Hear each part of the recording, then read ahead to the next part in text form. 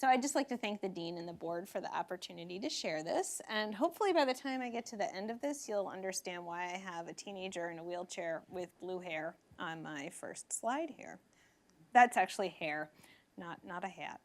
So my first question for everybody is, who here has experienced stress, worry, or anxiety in their life? And I think I can actually put my hand up since I'm up here presenting. So generally speaking, we know that stress is a universal experience. The challenge becomes that it is different for every person.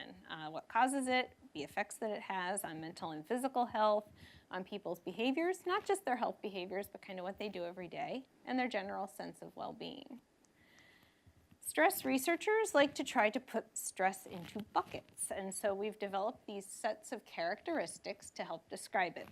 These are things like the time scale, so for example, how short-lived it is, or whether it's chronic and occurring over time.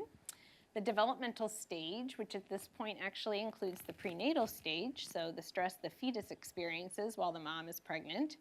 There's also this element of cumulative or lifespan stress, which is actually what I'm most interested in. So just like it sounds, stress that accumulates over the course of a person's life.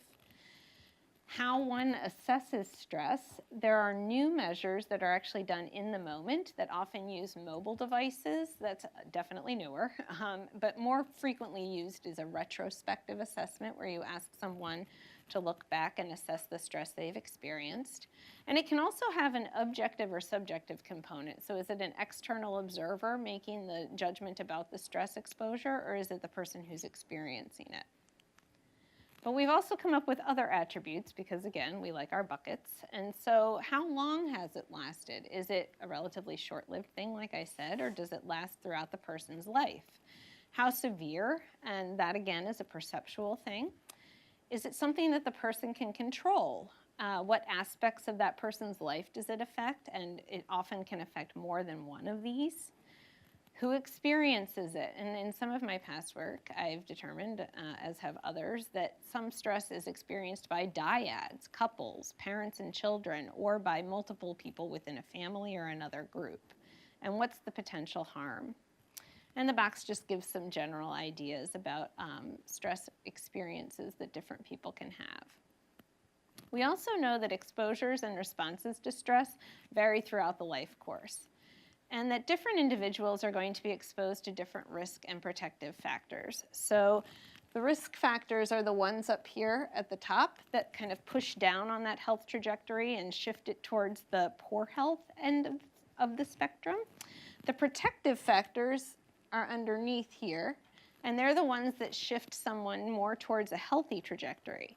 So risk factors include things like poverty, lack of health insurance or health services, or experiencing like an adverse childhood event, and I'll get into that in a moment.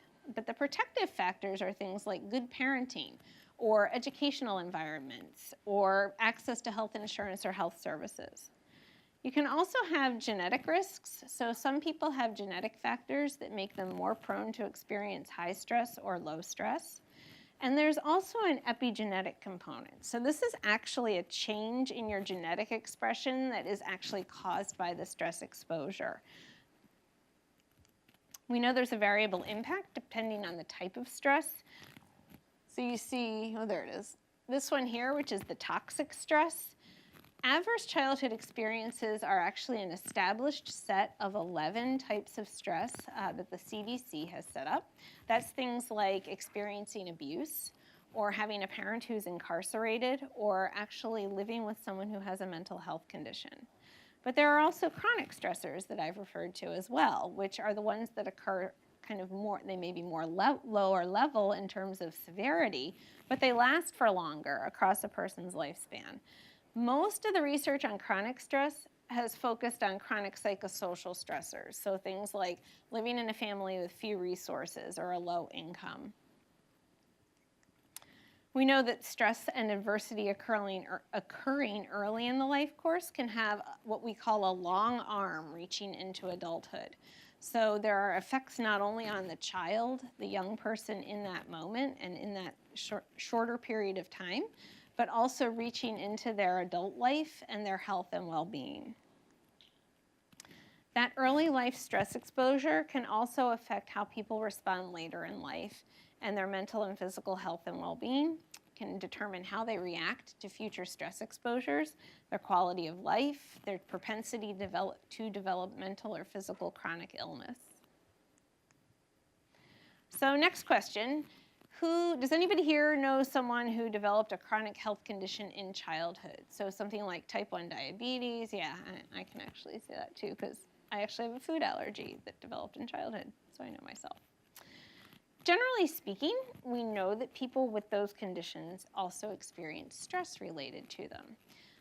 We also know that they have worse mental and physical health later in life, above and beyond what you would actually expect them to have from their health conditions themselves.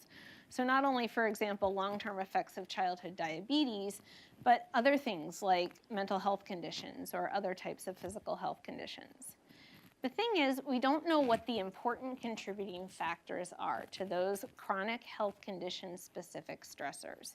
We don't know what experiences or contexts might put people at greater risk of experiencing them.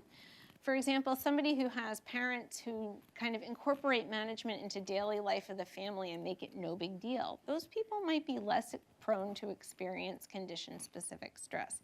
But we really don't know. The studies that have been done have focused on a very small subset of conditions, and the measurement has varied substantially, so we can't make really general conclusions.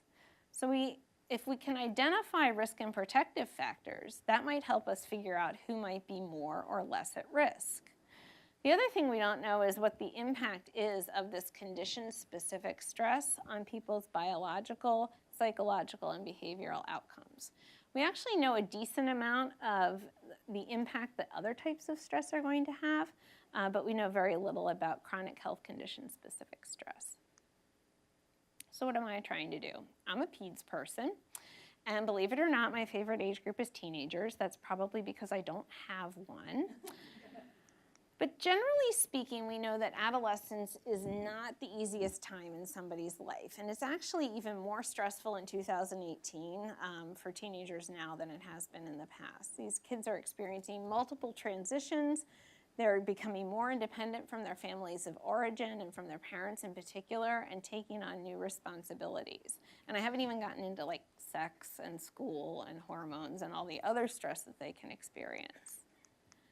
But when you add a chronic health condition on top of that, those kids actually experience even more stress in addition to what they go through in their everyday lives. And what's particularly concerning to us as healthcare providers is that a lot of times teenagers take risks. I'm sure we're all pretty familiar with that.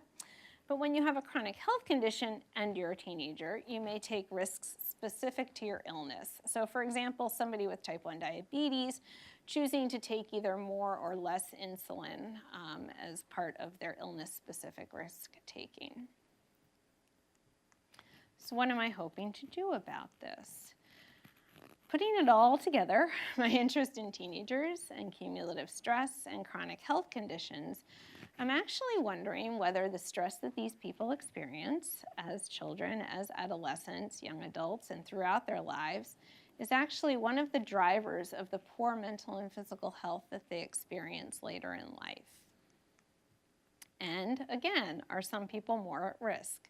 You keep hearing me talk about genetics. It's one of my favorite topics, so don't get me started on that. But is it other life experiences? For example, if you have a health condition and you also experience an adverse childhood event, does that sort of shift you up on the risk trajectory? Or are there other factors that we haven't even considered? And if we can identify some of these connections, can we actually measure them in adolescence? And the reason that I'm interested in that is because if we can figure out who is at higher risk earlier on in the life course and identify them and intervene and improve these stress experiences, we have the opportunity to shift life course health trajectories even earlier on in life. And if you start with adults, you've missed a whole window of opportunity to intervene with individuals who may be at higher risk. So I'm not going to get into this because it is after lunch. You're already maybe choosing to doze off during my presentation. But this is the model that guides my research. I'm happy to talk about it more if anybody is interested. I just put in a study, thanks to our wonderful nursing research office, to the NIH to focus on this, and I'm seeking other funding because I hope it's become apparent that I'm pretty into this topic. I think it's a pretty important one to explore. Whether or not stress is what connects these conditions to later life health, I still think it's really important to the screen just went blank, to better understand the stress experienced by individuals with childhood chronic health conditions so that hopefully we can improve their life experiences and health outcomes. And I'll end there. Thanks very much. Look forward to your questions.